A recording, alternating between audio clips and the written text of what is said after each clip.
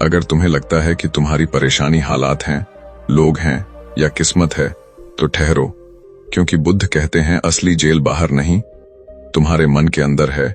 इच्छा, शोक और गुस्सा तुम्हें रोज बिना दिखी सलाखों के पीछे बंद करते हैं और तुम इसे जीवन समझ लेते हो। इस चैनल पर हम बुद्ध की उसी गहरी समझ को उजागर करते हैं जो सुनने में साधारण है लेकिन समझ में आते ही जिंदगी हिला देती है। यहाँ कोई उपदेश नहीं, सिर्फ आईना है जो तुम्हें तुमसे मिलवाएगा। अगर तुम सच में खुद को समझना चाहते हो, मन की जेल तोड़ना चाहते हो और उस शांति को महसूस करना चाहते हो जो बाहर नहीं भीतर है, तो इस चैनल को अभी सब्सक्राइब करो, वीडियो को लाइक करो ताकि यह ज्ञान और लोगों तक पहुंचे। कमेंट में लिखो कि तुम्हें किस बात ने सबसे ज्यादा छुआ और इसे शेयर करो, क्योंकि हो सकता है कोई और भी इसी जेल में बंद हो और यह वीडियो उसके लिए पहली दरार बन जाए। अगर मैं तुमसे कहूं कि तुम आजाद नहीं हो तो शायद तुम हंस दोगे, क्योंकि तुम खुले आसमान के नीचे सांस ले रहे हो। कहीं आने जाने की इजाजत है, मोबाइल है, पैसा है, रिश्ते हैं, लेकिन बुद्ध कहते हैं कि यही सबसे बड़ा धोखा है। इंसान बाहर से आजाद दिखता है लेकिन अंदर से जन्म लेते ही कैद हो जाता है।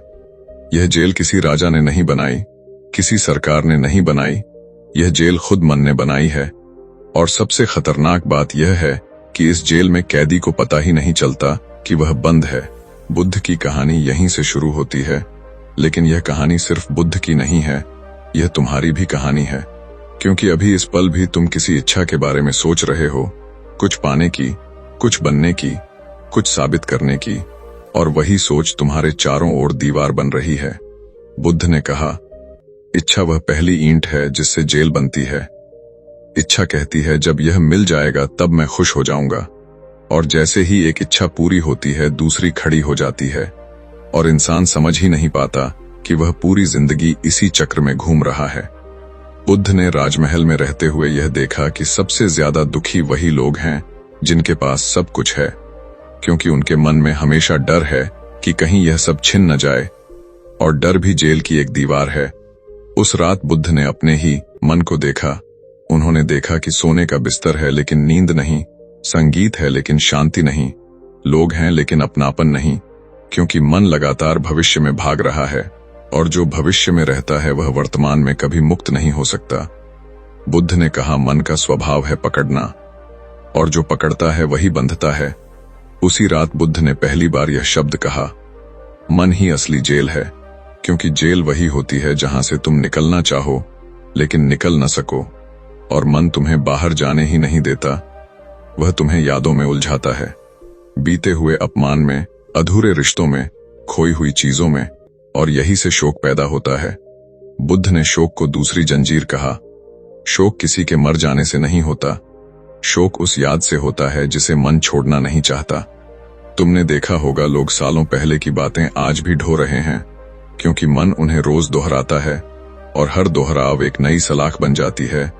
फिर आती है तीसरी जंजीर, गुस्सा। बुद्ध कहते हैं गुस्सा वह पहरेदार है जो इस जेल की रखवाली करता है। जब भी कोई तुम्हारी इच्छा में बाधा डालता है, जब भी कोई तुम्हारे अहंकार को चोट पहुंचाता है, गुस्सा पैदा होता है, और गुस्सा तुम्हें सोचने नहीं देता, वह तुम्हें प्रतिक्रिया में बांध देता है। यही कारण है कि गुस्से में लिए गए फैसले जिंदगी भर की सजा बन जाते हैं। बुद्ध ने देखा कि इंसान किसी और को नुकसान पहुंचाने से पहले खुद को सबसे ज्यादा चोट पहुंचाता है, लेकिन मन इसे स्वीकार नहीं करता। मन हमेशा बाहर दुश्मन खोजता है, कभी हालात में, कभी लोगों में, कभी किस्मत में, और यही खोज इंसान को अंधा बना देती है। उस रात बुद्ध ने महल की खिड़की से शहर को देखा, और उन्होंने देखा कि हर घर एक छोटी जेल है।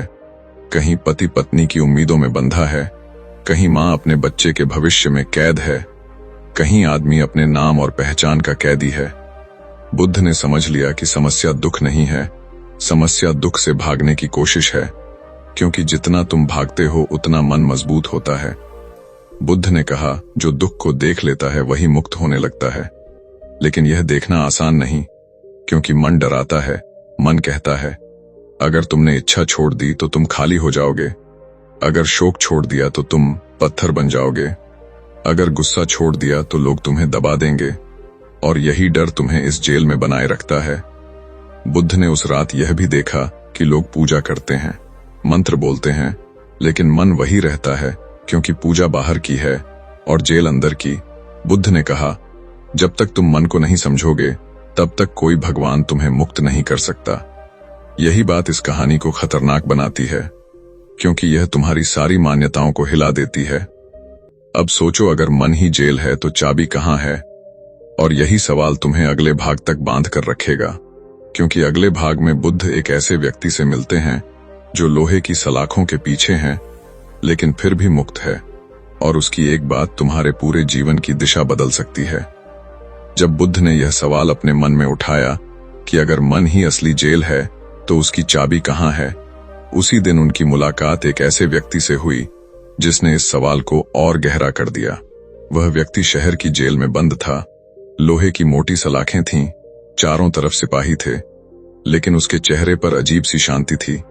बुद्ध ने देखा कि बाहर खड़े लोग जो आजाद थे, उनके चेहरों पर तनाव था, डर था, जल्दबाजी थी, लेकिन अंदर बंद यह कैदी शांत बैठा था, जैसे उसे कहीं जाना ही न हो। बुद्ध को यह दृश्य असहज लगा, क्योंकि जो बाहर है वह बेचैन है और जो अंदर है वह स्थिर है। बुद्ध ने उससे पूछा, क्या तुम्हें दुख नहीं होता कि तुम यहां बंद हो? कैदी मुस्कुराया और बोला, महाराज, मैं यहां बंद हूं, लेकिन मेरा मन नहीं, और जो मन से मुक्त है वह कहीं भी बंद नहीं हो सकता। यह वाक्य बुद्ध के भीतर उतर गया, क्योंकि पहली बार किसी ने वही बात कही थी जिसे बुद्ध महसूस कर रहे थे। बुद्ध ने पूछा, फिर तुम्हें किस बात की सजा मिली? कैदी ने कहा, सजा मेरे कर्मों की मिली, लेकिन दुख मेरे कर्मों से नहीं था, दुख मेरे मन की कहानी से था, और जब मैंने कहानी छोड़ दी तो सजा भी हल्की हो गई। बुद्ध ने समझ लिया कि यह साधारण व्यक्ति नहीं है। बुद्ध ने उससे पूछा, तुमने मन की कहानी कैसे छोड़ी? कैदी ने कहा, एक दिन मुझे लगा कि मैं हर रात सोते समय भी भाग रहा हूं, कभी बीते हुए गुस्से में, कभी आने वाले डर में, और तब मैंने पहली बार रुककर अपने मन को देखा, न बदला, न दबाया, सिर्फ देखा, और जैसे ही देखा मन कमजोर पड़ने लगा। बुद्ध ने कहा, लोग मन को बदलना चाहते हैं। कैदी बोला, और यही उनकी सबसे बड़ी भूल है, क्योंकि जो बदलने की कोशिश करता है वह भी मन के खेल में फंसा है। देखना ही पहला हथियार है। बुद्ध को लगा जैसे कोई उनके भीतर के प्रश्नों का उत्तर दे रहा हो। कैदी ने आगे कहा, इच्छा तुम्हें आगे खींचती है, शोक तुम्हें पीछे बांधता है, और गुस्सा तुम्हें वर्तमान में अंधा कर देता है। इन तीनों के बीच इंसान पिसता रहता है और इसे ही जीवन समझ लेता है। बुद्ध ने पूछा, क्या तुमने कभी इच्छा नहीं की कि तुम बाहर निकलो? कैदी ने कहा, इच्छा आई थी, लेकिन मैंने उसे देखा, और जो देख लिया वह पकड़ नहीं सका। बुद्ध समझ गए कि यही चाबी है, लेकिन यह चाबी बहुत सूक्ष्म है, क्योंकि मन चालाक है। वह कहता है मैं देख रहा हूं, लेकिन असल में वह फिर से पकड़ रहा होता है। बुद्ध ने देखा कि यह कैदी किसी सिद्धांत की बात नहीं कर रहा, वह अनुभव की बात कर रहा है। उसने कहा, जब तुम्हें गुस्सा आता है और तुम उसे सही ठहराते हो, तब तुम जेल को मजबूत करते हो। जब तुम्हें शोक आता है और तुम कहते हो यह तो होना ही था, तब तुम खुद को धोखा देते हो। और जब इच्छा आती है और तुम कहते हो यह आखिरी है, तब तुम सबसे बड़ा झूठ बोलते हो। बुद्ध ने महसूस किया कि यह बात सुनने में सरल है, लेकिन जीने में सबसे कठिन, क्योंकि मन को अपना अस्तित्व खतरे में लगता है। कैदी ने कहा, मन को भूख है, उसे लगातार कुछ चाहिए, और जब कुछ नहीं मिलता तो वह दुख पैदा करता है, ताकि कम से कम वह जिंदा तो महसूस कर सके। बुद्ध ने पहली बार यह जाना कि दुख भी मन की रणनीति है, ताकि वह गायब न हो जाए। यह सुनकर बुद्ध के भीतर कुछ टूटने लगा, क्योंकि उन्होंने देखा कि पूरा समाज दुख को पहचान बना चुका है। लोग कहते हैं मैं दुखी हूं इसलिए मैं हूं, मेरे साथ बुरा हुआ इसलिए मैं अलग हूं, मेरे गुस्से का कारण सही है इसलिए मैं सही हूं, और इसी पहचान में इंसान खुद को कैद करता चला जाता है। कैदी ने कहा, सबसे खतरनाक जेल वह होती है जिसे तुम अपनी पहचान बना लेते हो, क्योंकि फिर तुम उससे बाहर ही नहीं निकलना चाहते। बुद्ध ने देखा कि यह बात सीधे दिल पर वार करती है, क्योंकि इंसान अपने दुख को छोड़ना नहीं चाहता। उसे लगता है दुख छोड़ दिया तो वह खाली हो जाएगा। कैदी ने हंसते हुए कहा, खाली होना ही आजादी है, लेकिन मन इसे मौत समझता है। बुद्ध ने महसूस किया कि यही कारण है कि लोग सत्य, से भागते हैं, क्योंकि सत्य मन को खत्म करता है और मन खुद को बचाने के लिए हर तरह की कहानियां रचता है, धर्म की, समाज की, सही गलत की। बुद्ध ने उस दिन जाना कि मुक्ति कोई बड़ी घटना नहीं है। मुक्ति एक बहुत शांत क्षण है, जब मन को कुछ नहीं मिलता पकड़ने के लिए। कैदी ने कहा, जब तुम भीतर से मुक्त हो जाते हो तब बाहर की जेलें भी कमजोर पड़ जाती हैं। बुद्ध उस जेल से बाहर निकले, लेकिन असल में वे अपने भीतर की सबसे पुरानी दीवार के पास खड़े थे, और अब वह दीवार हिलने लगी थी, लेकिन अभी टूटी नहीं थी, क्योंकि मन आखिरी चाल चलने वाला था, और वही चाल अगले भाग में सामने आएगी, जहां बुद्ध खुद अपने मन के सबसे बड़े डर से टकराने वाले हैं। बुद्ध जेल से बाहर निकल आए थे, लेकिन असली लड़ाई अब शुरू होनी थी, क्योंकि जब मन को यह आभास हो जाता है कि उसकी पकड़ ढीली हो रही है, तो वह सबसे खतरनाक रूप दिखाता है। बुद्ध को लगा कि उन्होंने कुछ समझ लिया है, लेकिन मन ने तुरंत एक नई चाल चली। मन ने कहा, तुम समझदार हो, तुम बाकी लोगों से अलग हो, और यही विचार सबसे सूक्ष्म जहर था, क्योंकि अहंकार भी जेल की एक छुपी हुई दीवार। बुद्ध को यह तुरंत समझ में आ गया कि मन अब खुले रूप में नहीं, बल्कि साधु का वेश पहनकर सामने आएगा। उसी रात बुद्ध ध्यान में बैठे, और पहली बार उन्होंने अपने मन को बिना किसी उद्देश्य के देखने का निश्चय किया, न कुछ पाने के लिए, न कुछ छोड़ने के लिए, बस देखने के लिए। लेकिन जैसे ही उन्होंने आंखें बंद की, मन ने अतीत के दृश्य दिखाने शुरू कर दिए। बचपन, राजमहल, माँ का चेहरा, पिता की अपेक्षाएं, और हर दृश्य के साथ एक भाव जुड़ा हुआ था, कहीं अपराध बोध, कहीं गर्व, कहीं पछतावा। बुद्ध ने देखा कि मन स्मृति के सहारे उन्हें वापस खींचना चाहता है, क्योंकि स्मृति भी एक रस्सी है। बुद्ध ने न स्मृति को दबाया, न उसे पकड़ा, बस देखा, और जैसे ही देखा, स्मृति की पकड़ ढीली होने लगी। तभी मन ने दूसरी चाल चली। उसने भविष्य दिखाया, लोगों का सम्मान, शिष्य, प्रसिद्धि, और यह विचार कि तुम महान बनने वाले हो। बुद्ध मुस्कुराए, क्योंकि उन्हें समझ आ गया कि मन अब लालच के सहारे बांधना चाहता है। बुद्ध ने देखा कि चाहे दुख हो या सुख, दोनों ही मन की दीवारें हैं, क्योंकि दोनों में पकड़ है। मन ने फिर डर दिखाया, अगर तुमने सब छोड़ दिया तो तुम कोई नहीं रह जाओगे, तुम्हारा अस्तित्व मिट जाएगा। और यही डर सबसे गहरा था, क्योंकि मन खुद को अस्तित्व मान बैठता है। बुद्ध ने उस डर को भी देखा, और पहली बार उन्हें एहसास हुआ कि डर भी एक विचार है, और जो देखा जा सकता है वह मैं नहीं हो सकता। यह समझ बिजली की तरह भीतर गिरी। बुद्ध ने जाना कि मन लगातार यह साबित करने में लगा रहता है कि वही मालिक है, लेकिन जैसे ही मालिक को देखा जाता है, वह मालिक नहीं रह जाता। उसी क्षण बुद्ध ने महसूस किया कि मन कमजोर हो रहा है, लेकिन मन आखिरी हथियार के रूप में गुस्से को लेकर आया। पुराने अपमान, लोगों की मूर्खता, समाज की अन्यायपूर्ण व्यवस्था, और मन ने कहा, अगर तुम कुछ नहीं करोगे तो यह अन्याय चलता रहेगा। बुद्ध ने देखा कि यह भी मन की चाल है, क्योंकि गुस्सा हमेशा खुद को सही ठहराता है, और जो सही ठहराता है वही कैद बनाता है। बुद्ध ने पहली बार यह जाना कि प्रतिक्रिया ही असली बंधन है। प्रतिक्रिया में इंसान वर्तमान खो देता है। बुद्ध शांत बैठे रहे और गुस्से को भी गुजरने दिया, बिना दबाए, बिना बहस किए। और यही वह क्षण था जब मन को पहली बार कुछ नहीं मिला, न समर्थन, न विरोध, न पहचान। और जब मन को कुछ नहीं मिलता तो वह टिक नहीं पाता। बुद्ध ने अनुभव किया कि भीतर एक अजीब सी खाली जगह बन रही है, लेकिन वह खालीपन डरावना नहीं था, वह गहरा और शांत था। मन ने फिर फुसफुसाया, यह खालीपन खतरनाक है, इससे बाहर आओ। लेकिन बुद्ध ने पहली बार मन की बात नहीं मानी, और जैसे ही उन्होंने मन की बात नहीं मानी, एक अद्भुत शांति फैलने लगी। यह शांति किसी कारण से नहीं थी, यह बिना वजह थी, और यही शांति मुक्ति का पहला स्वाद थी। बुद्ध ने जाना कि मन हमेशा किसी वजह से खुश या दुखी होता है, लेकिन जब वजह ही खत्म हो जाए तब जो बचता है वही सत्य है। उसी क्षण बुद्ध ने समझा कि मन से लड़ना व्यर्थ है, मन को देखना ही पर्याप्त है, क्योंकि देखने में कोई संघर्ष नहीं होता। बुद्ध ने यह भी देखा कि अधिकतर लोग इसलिए मुक्त नहीं हो पाते क्योंकि वे मन को अपना दुश्मन मान लेते हैं, और दुश्मन मानते ही लड़ाई शुरू हो जाती है। लेकिन लड़ाई में मन और मजबूत होता है।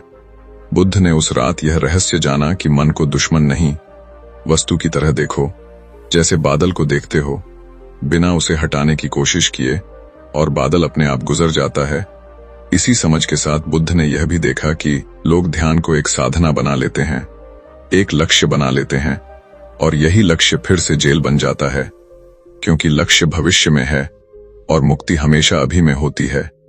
बुद्ध ने पहली बार यह जाना कि समय भी मन की रचना है, क्योंकि मन या तो अतीत में रहता है या भविष्य में, और जब मन शांत होता है तब समय भी गायब हो जाता है।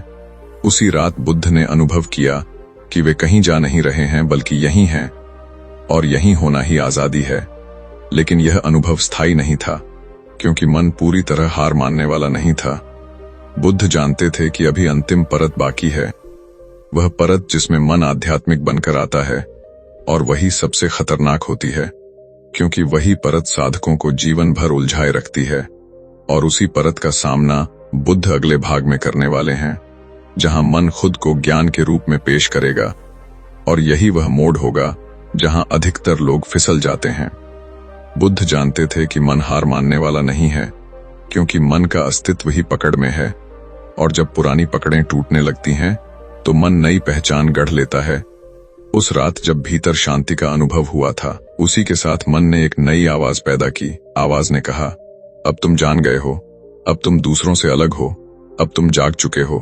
और यही आवाज सबसे खतरनाक थी, क्योंकि यह आवाज अहंकार की नहीं बल्कि ज्ञान की भाषा बोल रही थी। बुद्ध ने देखा कि मन अब साधारण इच्छाओं या गुस्से के रूप में नहीं आ रहा, वह अब आध्यात्मिक वस्त्र पहनकर आया है। मन ने कहा, तुम मुक्त हो रहे हो, तुम्हें यह अनुभव संभाल कर रखना चाहिए, इसे खोना मत, लोगों को बताओ, इसे सिखाओ। और जैसे ही यह विचार आया, बुद्ध सतर्क हो गए, क्योंकि उन्होंने समझ लिया कि अनुभव को पकड़ने की इच्छा भी जेल है, चाहे वह कितना ही पवित्र क्यों न लगे। मन ने फिर कहा, अगर तुम इस शांति को बनाए रखना चाहते हो तो कुछ नियम बनाने होंगे, कुछ अभ्यास करने होंगे, कुछ विधियां होंगी, और यही से धर्म पैदा होता है। बुद्ध ने पहली बार यह देखा कि कैसे सत्य के आसपास मन तुरंत संरचना खड़ी कर देता है, ताकि वह फिर से मालिक बन सके। बुद्ध ने मन से पूछा, क्या यह शांति तुम्हारे कारण है? और मन चुप हो गया, क्योंकि मन जानता था कि वह झूठ बोल रहा है। लेकिन फिर भी उसने एक और चाल चली। उसने कहा, अगर तुम इसे छोड़ दोगे तो फिर से अंधेरे में गिर जाओगे। और यह डर पहले से भी ज्यादा सूक्ष्म था, क्योंकि यह डर ज्ञान खोने का था। बुद्ध ने देखा कि लोग संसार की चीजों को खोने से नहीं, बल्कि अपने बने हुए सच को खोने से ज्यादा डरते हैं। मन ने बुद्ध को पुराने साधुओं की छवियां दिखाईं, जिन्होंने ज्ञान पाया और फिर उसे फैलाया, सम्मान पाया, अनुयायी पाए। और मन ने कहा, तुम्हें भी यही करना है। बुद्ध मुस्कुराए, क्योंकि उन्हें साफ दिख रहा था कि यह भी वही पुराना खेल है। फर्क सिर्फ इतना है कि अब खिलौने बदल गए हैं। पहले धन था, अब ज्ञान है। पहले पहचान सांसारिक थी, अब आध्यात्मिक है, लेकिन पकड़ वही है। बुद्ध ने उस क्षण यह समझ लिया कि ज्ञान भी अगर बोझ बन जाए तो वह अज्ञान से ज्यादा खतरनाक है, क्योंकि अज्ञान सरल होता है, लेकिन ज्ञान अहंकार पैदा करता है। बुद्ध ने देखा कि मन उन्हें विशेष महसूस कराना चाहता है, और विशेष होने की भावना सबसे मजबूत जेल है, क्योंकि जो खुद को विशेष मान लेता है वह दूसरों से अलग हो जाता है, और अलगाव ही दुख की जड़ है। बुद्ध ने उस भावना को भी देखा, न स्वीकार किया, न खारिज किया, बस देखा। और जैसे ही देखा, वह भावना भी कमजोर पड़ने लगी। मन ने आखिरी प्रयास किया। उसने कहा, अगर तुम कुछ नहीं करोगे तो लोग दुखी रहेंगे, दुनिया अंधी रहेगी, यह तुम्हारी जिम्मेदारी है। और यही जिम्मेदारी का जाल था। बुद्ध ने समझ लिया कि यह करुणा का मुखौटा पहना हुआ अहंकार है, क्योंकि सच्ची करुणा कभी बोझ नहीं बनती, वह सहज होती है, बिना कर्ता के। बुद्ध ने पहली बार यह जाना कि कर्तापन भी जेल है। यह विश्वास कि मैं कुछ कर रहा हूं, मैं बदल रहा हूं, मैं सुधार रहा हूं। बुद्ध ने देखा कि जब कर्ता गिरता है तभी करुणा बहती है, बिना प्रयास के, बिना योजना के। उस रात बुद्ध ने मन के हर आध्यात्मिक तर्क को देखा, और हर बार देखा कि उसके पीछे छुपी हुई पकड़ है, और जब पकड़ दिख जाती है तो वह टिक नहीं पाती। बुद्ध ने अनुभव किया कि अब भीतर कोई केंद्र नहीं बचा, कोई ऐसा बिंदु नहीं जिसे वह अपना कह सकें। और यही केंद्र का गिरना मुक्ति का सबसे डरावना और सबसे सुंदर क्षण था, क्योंकि केंद्र गिरते ही नियंत्रण खत्म हो जाता है, और नियंत्रण खत्म होते ही जीवन बहने लगता है। बुद्ध ने उस बहाव को पहली बार महसूस किया बिना दिशा, बिना लक्ष्य, बिना पहचान। और यह बहाव अराजक नहीं था, यह अत्यंत सटीक था। मन ने अब कुछ नहीं कहा, क्योंकि उसके पास कहने को कुछ बचा ही नहीं था। बुद्ध ने देखा कि मन चुप हो गया है, और जब मन चुप होता है तब जो बचता है वही वास्तविक है। लेकिन इसी चुप्पी से एक नया डर पैदा हो सकता है, डर कि अब मैं कौन हूं। और यही सवाल अगले भाग की नींव बनेगा, क्योंकि जब पहचान टूटती है तो खालीपन आता है, और उस खालीपन से लोग सबसे ज्यादा डरते हैं। बुद्ध उस खालीपन में उतरने वाले हैं, और वहीं से कहानी एक ऐसे मोड़ पर जाएगी जहां अधिकतर साधक लौट जाते हैं, लेकिन बुद्ध नहीं लौटे, और उसी न लौटने का परिणाम पूरी मानवता के लिए एक नया रास्ता बना। जब बुद्ध के भीतर से पहचान गिर चुकी थी, तब पहली बार उन्होंने उस क्षण को महसूस किया जिससे पूरी दुनिया डरती है। यह अंधेरा नहीं था, लेकिन इसमें कोई सहारा भी नहीं था, न विचार, न नाम, न लक्ष्य, न भविष्य। और यही कारण है कि मन इसे मौत कहता है। बुद्ध ने देखा कि अधिकतर लोग इसी बिंदु से वापस लौट जाते हैं, क्योंकि जैसे ही पहचान टूटती है, मन चिल्लाने लगता है, मैं कौन हूं, मेरा महत्व क्या है, मेरा उद्देश्य क्या है। और यही सवाल से भागने का रास्ता बन जाते हैं। बुद्ध ने उस रात अपने भीतर इस सवाल को उठते देखा, लेकिन उन्होंने उसे उत्तर नहीं दिया, क्योंकि उत्तर देना फिर से मन को जीवित करना होता। बुद्ध ने जाना कि शून्य का डर असल में अस्तित्व के खोने का डर नहीं है, यह नियंत्रण के खोने का डर है, क्योंकि मन नियंत्रण के बिना रह ही नहीं सकता। मन चाहता है कि कुछ पकड़ा रहे, कुछ परिभाषा बनी रहे, कुछ नाम चलता रहे, लेकिन न में कुछ भी पकड़ने को नहीं होता, और यही इसकी सुंदरता है। बुद्ध ने महसूस किया कि यह खाली नहीं है, यह भरा हुआ है, लेकिन किसी वस्तु से नहीं, बल्कि चेतना से। बुद्ध ने देखा कि जब मन चुप होता है, तब देखने वाला और देखा गया अलग नहीं रहते, तब अनुभव ही अनुभव होता है, बिना किसी अनुभव करने वाले के। और यही अनुभव शब्दों में नहीं समा सकता, इसलिए लोग इसे समझ नहीं पाते। मन ने फिर डर दिखाया, अगर तुम यहां ठहरे रहे तो तुम दुनिया से कट जाओगे, तुम पागल कहलाओगे, लोग तुम्हें समझ नहीं पाएंगे। बुद्ध ने देखा कि यह भी मन की आखिरी कोशिश है, सामाजिक भय, क्योंकि समाज पहचान पर चलता है, और जो पहचान से बाहर हो जाए वह समाज के लिए असुविधाजनक हो जाता है। बुद्ध ने समझ लिया कि समाज की स्वीकृति भी जेल है, और इस जेल को तोड़ना सबसे कठिन है, क्योंकि इंसान बचपन से ही स्वीकार किए जाने के लिए जीता है। बुद्ध ने उस डर को भी देखा, और पहली बार उन्हें एहसास हुआ कि डर को देखने में डर नहीं रहता। डर तभी ताकतवर होता है जब उसे दबाया या सही ठहराया जाए। मैं बैठते हुए बुद्ध ने यह भी देखा कि समय गायब हो गया है, न दिन है न रात, न आगे है न पीछे। और यही कारण है कि लोग ध्यान से डरते हैं, क्योंकि ध्यान में समय टूटने लगता है, और समय टूटते ही जीवन की सारी कहानियां टूटने लगती हैं। बुद्ध ने जाना कि जीवन कोई कहानी नहीं है, कहानी मन बनाता है ताकि वह खुद को जिंदा रख सके। मैं कोई कहानी नहीं थी, फिर भी सब कुछ था। सांस चल रही थी, शरीर जीवित था, सुनना हो रहा था, देखना हो रहा था, लेकिन कोई कहने वाला नहीं था कि मैं देख रहा हूं। बुद्ध ने अनुभव किया कि यही प्राकृतिक अवस्था है, लेकिन मन ने इसे असामान्य बना दिया है। उसी में बुद्ध ने संसार की सबसे गहरी सच्चाई देखी कि दुख पैदा नहीं होता, दुख बनाया जाता है, और दुख का कच्चा माल है अपेक्षा। अपेक्षा कि जीवन वैसा हो जैसा मन चाहता है। में कोई अपेक्षा नहीं होती, इसलिए वहां दुख भी नहीं होता। बुद्ध ने यह भी देखा कि लोग सुख की तलाश में दुख बढ़ाते हैं, क्योंकि सुख की तलाश ही अपेक्षा है, और अपेक्षा टूटते ही दुख पैदा होता है। न सुख की तलाश थी, न दुख से बचने की कोशिश, इसलिए वहां सहज शांति थी। लेकिन यही शांति मन को असहज लगती है, क्योंकि मन उत्तेजना पर पलता है। शांति में मन भूखा मरने लगता है, और यही कारण है कि लोग शांति से भागते हैं, टीवी चलाते हैं, मोबाइल देखते हैं, बातें करते हैं, ताकि भीतर का सामने ना आ जाए। बुद्ध ने देखा कि पूरी सभ्यता शो से बचने की व्यवस्था है, लेकिन न से भागकर कोई मुक्त नहीं हो सकता, क्योंकि शून्य ही द्वार है। बुद्ध ने उस द्वार के सामने खड़े होकर कोई कदम नहीं उठाया, क्योंकि कदम उठाना भी मन की क्रिया है। वे बस वहां रहे, और यही रहना सबसे बड़ा साहस था। उसी क्षण बुद्ध ने जाना कि मुक्ति कोई उपलब्धि नहीं है, मुक्ति गिरना है, गिरना उस सून में जहां कोई पकड़ नहीं। और यही गिरना अगले भाग में एक विस्फोट की तरह प्रकट होने वाला है, क्योंकि यू में ठहरते ही एक ऐसी स्पष्टता पैदा होगी जो पूरे संसार को देखने का तरीका बदल देगी। हमें ठहरते हुए बुद्ध ने महसूस किया कि अब देखने वाला भी धीरे धीरे ढीला पड़ रहा है।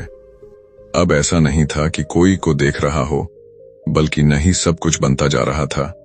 और यही वह बिंदु है जहां अधिकांश लोग भ्रमित हो जाते हैं, क्योंकि मन तुरंत कहता है यह तो कुछ भी नहीं है, यह तो खालीपन है, यह तो बोरियत है, और मन फिर से किसी अनुभव की मांग करता है। बुद्ध ने इस मांग को भी उठते देखा, और पहली बार यह साफ दिखा कि मन सिर्फ वस्तुओं से नहीं, अनुभवों से भी चिपकता है। अच्छा ध्यान, गहरी शांति, प्रकाश का दर्शन, दिव्यता का एहसास, ये सब भी मन के लिए नए खिलौने बन सकते हैं। बुद्ध ने देखा कि जैसे ही कोई अनुभव विशेष बनता है, वैसे ही जेल का ढांचा फिर से खड़ा होने लगता है। इसलिए उन्होंने किसी भी अनुभव को नाम नहीं दिया, न अच्छा न बुरा, न ऊंचा न नीचा, बस घटने दिया। मन बार बार पूछ रहा था, अब क्या, आगे क्या, इसका अर्थ क्या है? और हर सवाल के साथ बुद्ध देख रहे थे कि सवाल उठने वाला भी एक विचार है, और जो विचार है वह टिक नहीं सकता। धीरे धीरे सवालों के बीच की जगह बढ़ने लगी, और उस जगह में कोई आवाज नहीं थी, लेकिन स्पष्टता थी। बुद्ध ने जाना कि स्पष्टता शब्दों से नहीं आती। स्पष्टता तब आती है जब शब्द गिर जाते हैं। मन को यह स्थिति असहनीय लगने लगी, क्योंकि मन अर्थ पर जीता है, अर्थ ही उसे जिंदा रखता है। बिना अर्थ के मन को लगता है कि वह मर जाएगा, और यही कारण है कि लोग हर चीज का मतलब खोजते रहते हैं। जीवन का मतलब, दुख का मतलब, ध्यान का मतलब। लेकिन बुद्ध ने देखा कि मतलब खोजने की आदत ही दुख को जन्म देती है, क्योंकि जीवन को किसी मतलब की जरूरत नहीं, जीवन अपने आप में पर्याप्त है। इसी बोध के साथ बुद्ध ने देखा कि भीतर जो कुछ भी उठता है वह अपने आप गिर भी जाता है। कोई चीज स्थायी नहीं है, न विचार, न भावना, न डर, न शांति। और यही अस्थायित्व को स्वीकार करना मुक्ति का द्वार है। लेकिन मन स्थायित्व चाहता है। मन कहता है यह शांति बनी रहे, यह स्पष्टता बनी रहे, और जैसे ही यह चाह आती है वैसे ही बंधन लौट आता है। बुद्ध ने उस चाह को भी देखा और उसे भी जाने दिया। अब भीतर एक ऐसी सहजता थी जिसमें कुछ पाने या खोने का सवाल ही नहीं था।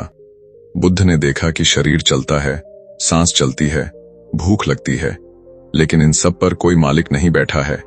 यह सब अपने आप हो रहा है, और यही देखने से कर्तापन गिरने लगा। बुद्ध ने पहली बार यह स्पष्ट रूप से देखा कि कर्ता सिर्फ एक विचार है, एक मान्यता है, और जैसे ही यह मान्यता टूटती है, जीवन बोझ नहीं रहता, क्योंकि बोझ हमेशा कर्ता पर ही पड़ता है। जिसने माना कि मैं कर रहा हूं, वही थकता है, वही दोषी महसूस करता है, वही गर्व करता है, वही डरता है। बुद्ध ने देखा कि कर्ता के बिना भी कर्म होते हैं, और शायद ज्यादा सहजता से होते हैं। इस समझ के साथ भीतर एक अजीब सी हल्कापन फैलने लगा।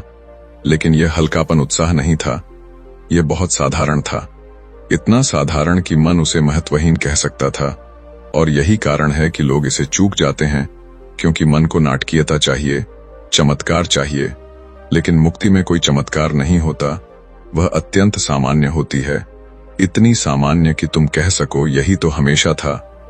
बुद्ध ने यह भी देखा कि जब देखने वाला मिटने लगता है तो करुणा अपने आप बहने लगती है, बिना किसी प्रयास के, बिना किसी नैतिक आदेश के, क्योंकि तब दूसरों और अपने बीच की दूरी कम हो जाती है। जब दूरी कम होती है तो हिंसा असंभव हो जाती है।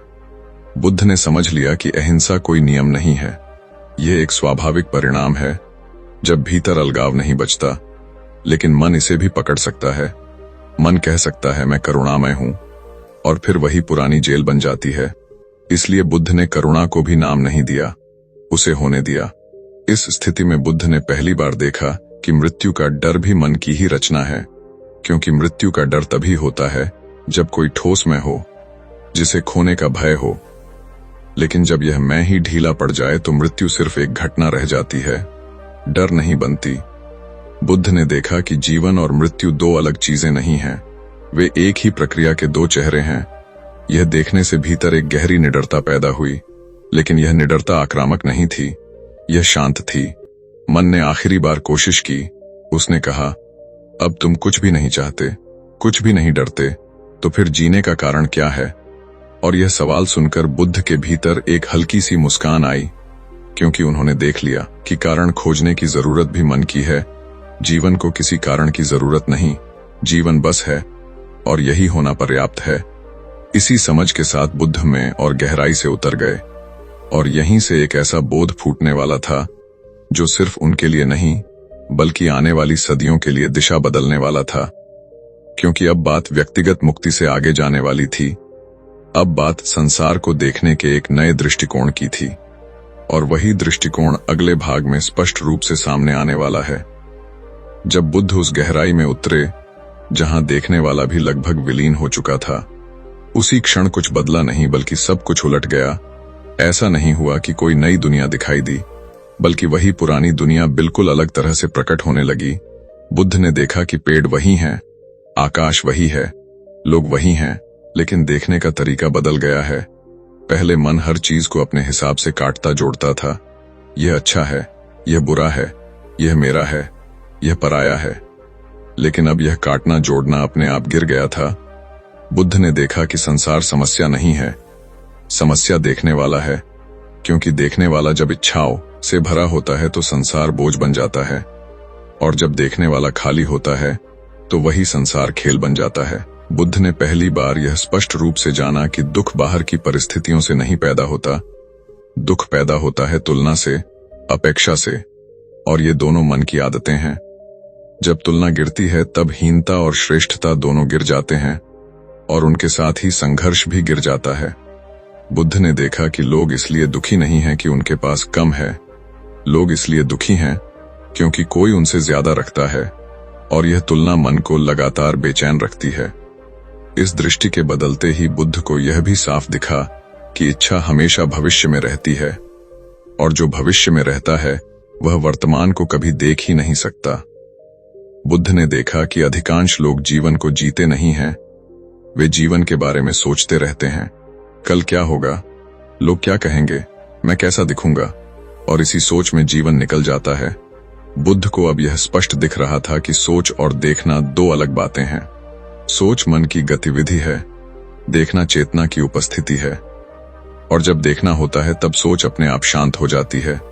बुद्ध ने महसूस किया कि यही कारण है कि लोग ध्यान को कठिन मानते हैं, क्योंकि वे ध्यान को सोच से करना चाहते हैं, जबकि ध्यान सोच का अभाव है। इसी बदली हुई दृष्टि में बुद्ध ने लोगों को देखा, और पहली बार उन्होंने किसी को दोषी नहीं ठहराया, क्योंकि अब साफ दिख रहा था कि हर व्यक्ति अपने मन की जेल में बंद है।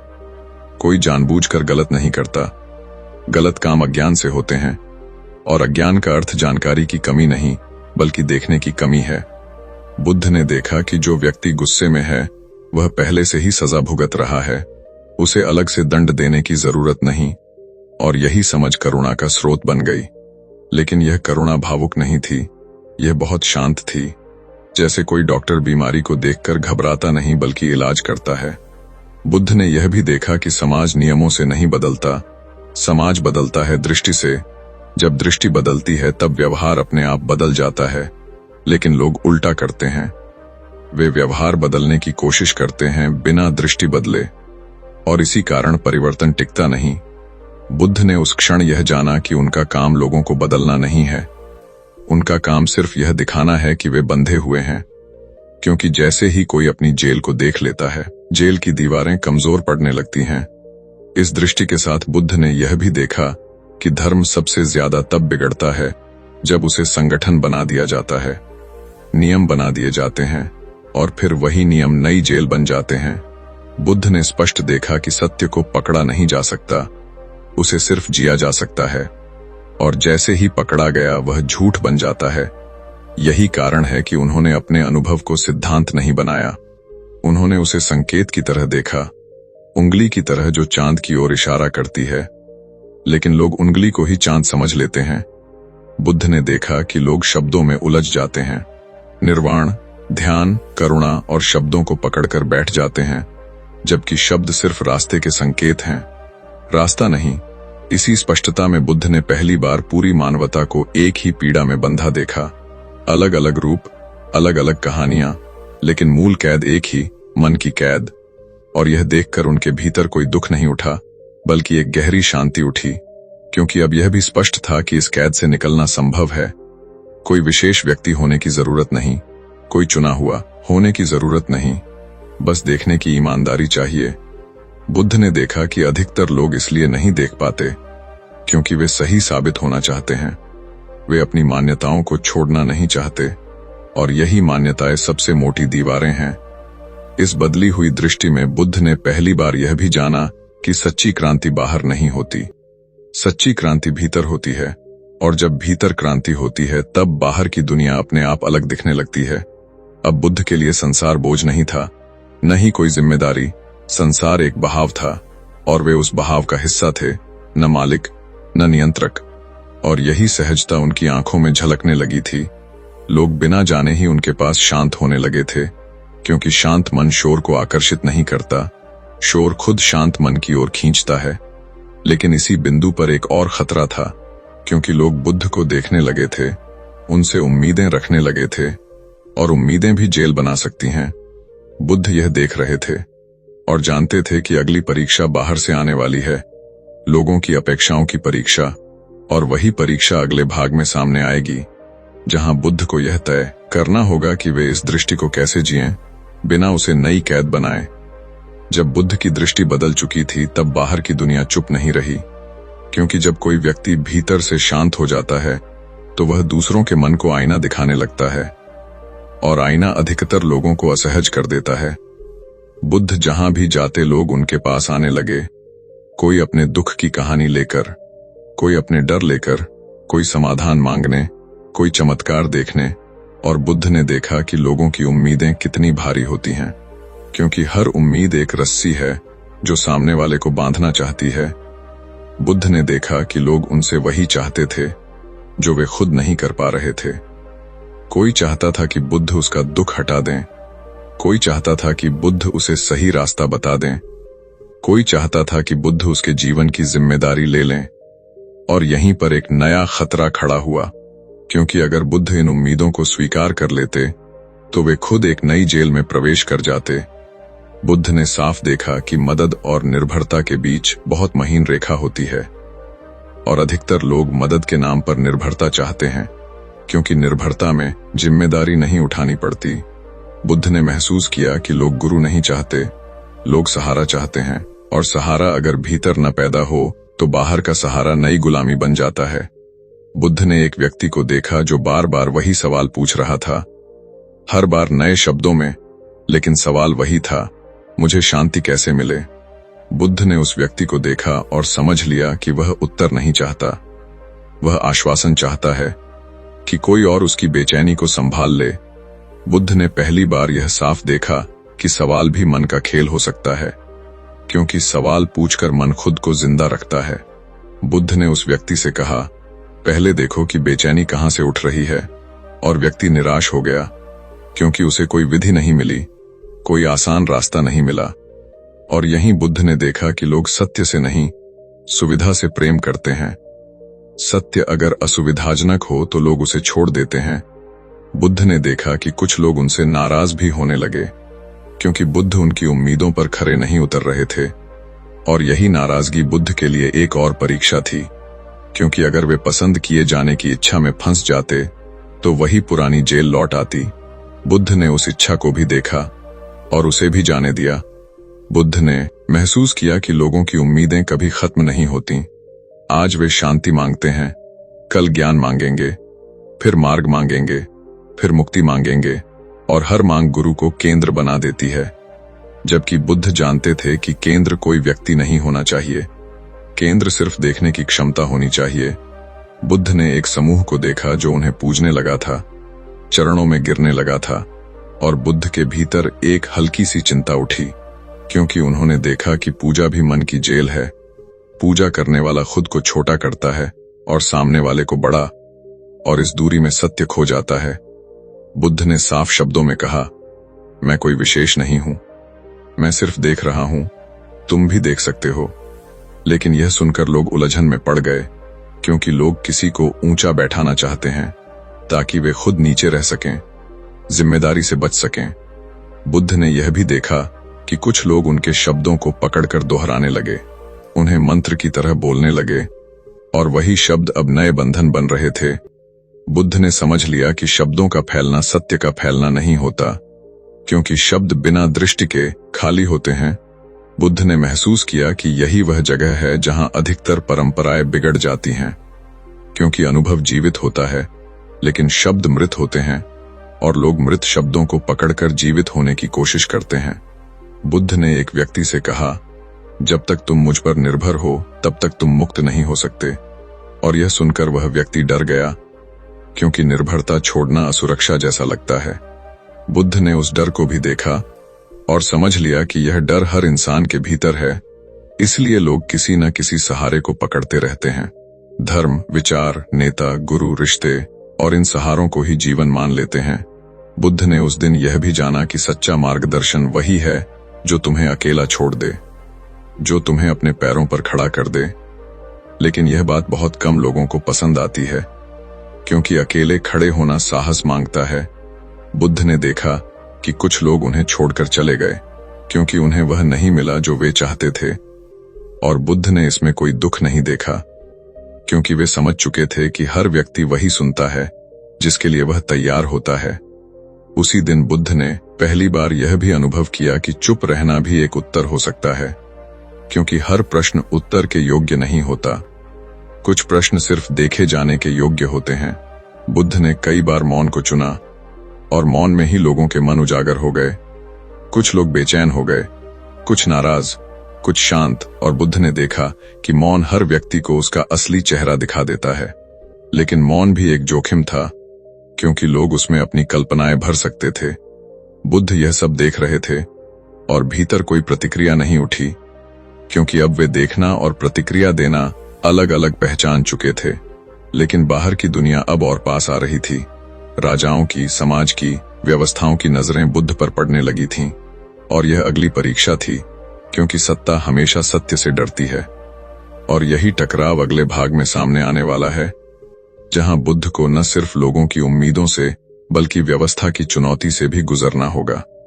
जब बुद्ध की शांति लोगों तक फैलने लगी, तब यह सिर्फ व्यक्तिगत अनुभव नहीं रहा, यह समाज के ढांचे के लिए चुनौती बन गया, क्योंकि समाज नियंत्रण से चलता है और नियंत्रण डर से पैदा होता है। लेकिन जहां डर नहीं होता वहां सत्ता कमजोर पड़ने लगती है। बुद्ध ने देखा कि राजा, पुरोहित, विद्वान और व्यवस्था से जुड़े लोग उन्हें ध्यान से देखने लगे थे, क्योंकि जो व्यक्ति बिना डर के जीता है वह व्यवस्था के लिए सबसे बड़ा खतरा होता है। बुद्ध किसी के खिलाफ नहीं बोल रहे थे, कोई आंदोलन नहीं चला रहे थे, फिर भी सत्ता असहज थी, क्योंकि बुद्ध किसी को दोष नहीं दे रहे थे, और यही सबसे खतरनाक बात थी। दोष न देने वाला व्यक्ति नियंत्रण से बाहर होता है। बुद्ध ने देखा कि कुछ विद्वान उनके पास आए और प्रश्न पूछने लगे, लेकिन प्रश्न जानने के लिए नहीं थे, प्रश्न हराने के लिए थे। बुद्ध ने यह साफ देखा कि ज्ञान भी सत्ता का एक रूप हो सकता है, क्योंकि जो खुद को ज्यादा जानकार मान लेता है वह दूसरे को नीचा देखता है। बुद्ध ने उनके प्रश्नों का उत्तर नहीं दिया, उन्होंने प्रश्न पूछने वाले को देखा, और यही देखना विद्वानों को बेचैन कर गया, क्योंकि उन्हें उत्तर चाहिए था, आईना नहीं। बुद्ध ने देखा कि सत्ता को हमेशा उत्तर चाहिए, क्योंकि उत्तर से नियम बनते हैं और नियम से नियंत्रण। लेकिन जहां उत्तर नहीं होते वहां स्वतंत्रता होती है।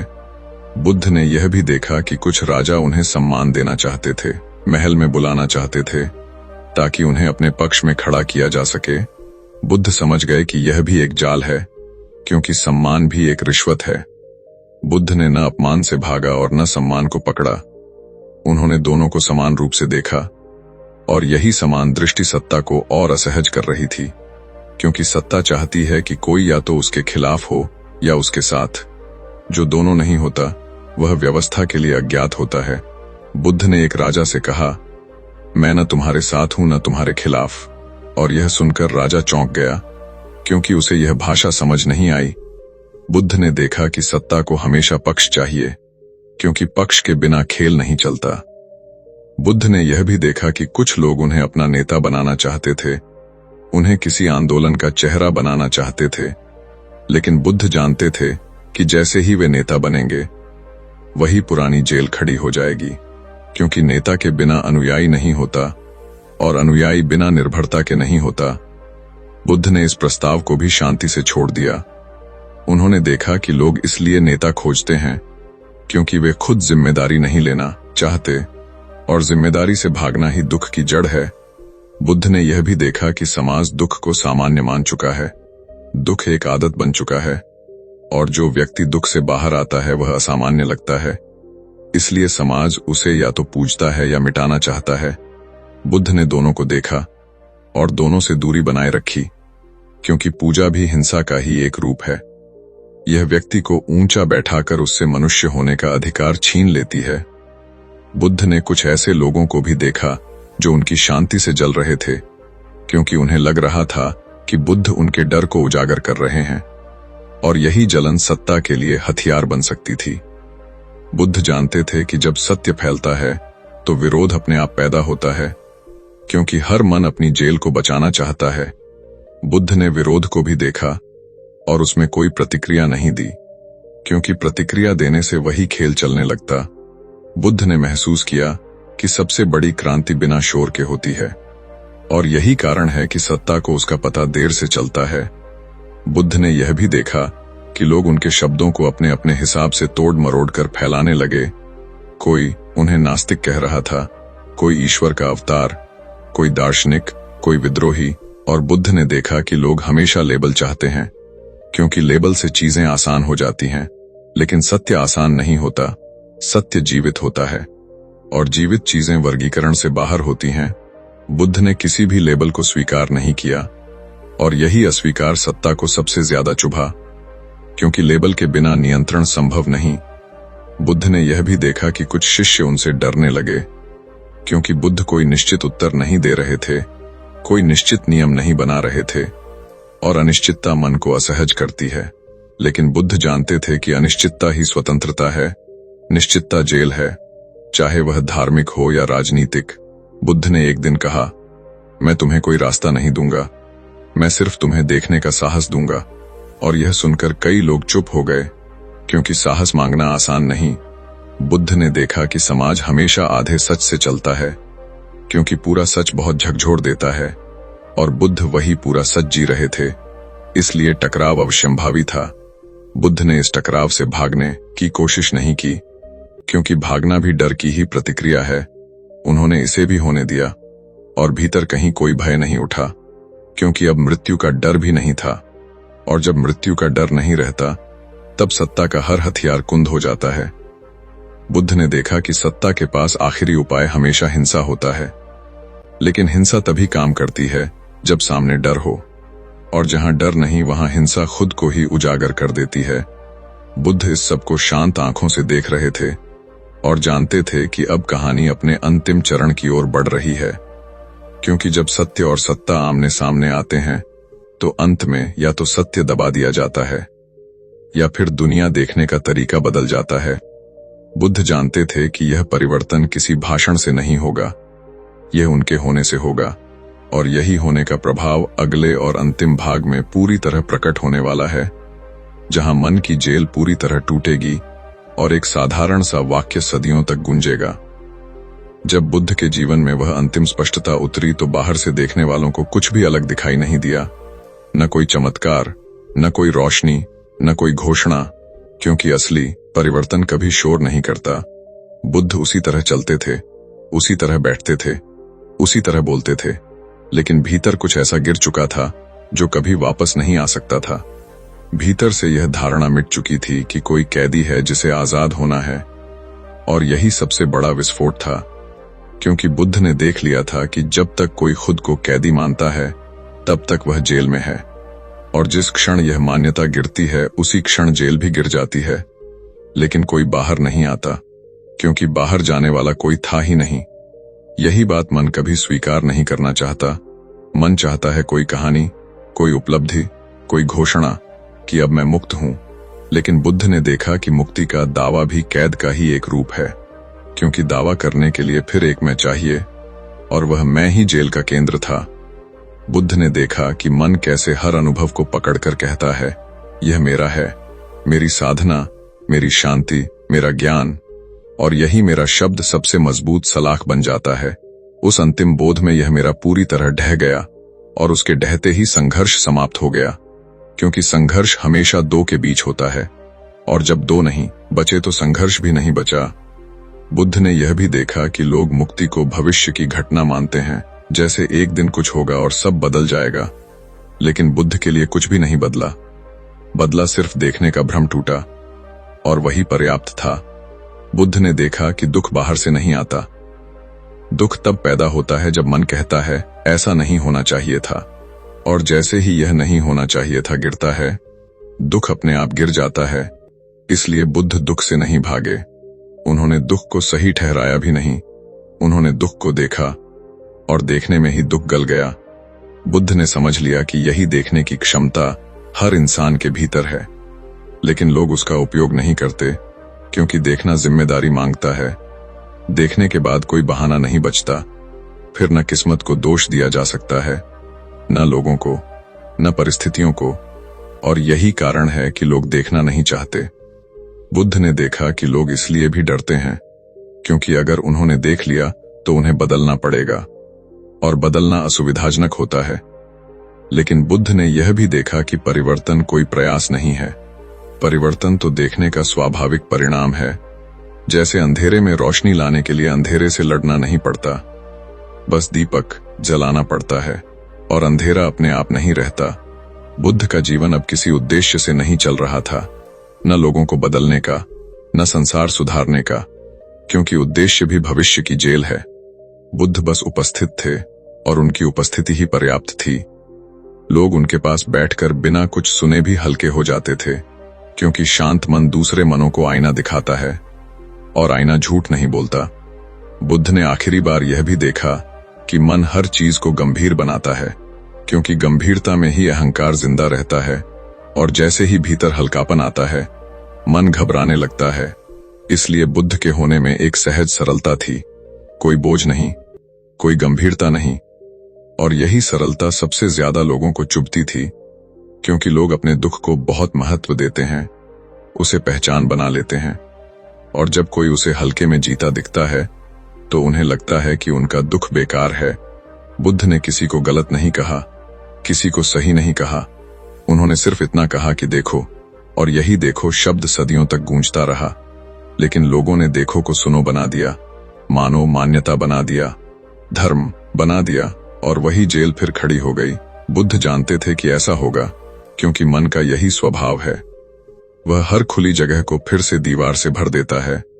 लेकिन बुद्ध को इससे कोई शिकायत नहीं थी, क्योंकि वे जानते थे कि हर इंसान अपने समय पर तैयार होता है। कोई जल्दी नहीं, कोई देरी नहीं।